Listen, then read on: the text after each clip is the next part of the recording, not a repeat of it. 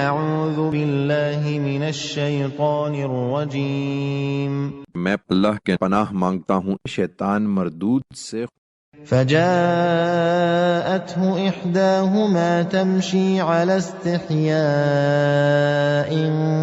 قالت إن أبي يدعوك ليجزيك أجر ما سقيت لنا فلما جاءه وقص عليه القصص قال لا تخف نجوت من القوم الظالمين۔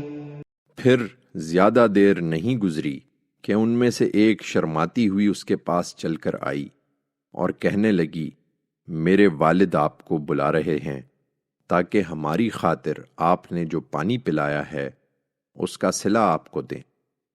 موسیٰ چل پڑا۔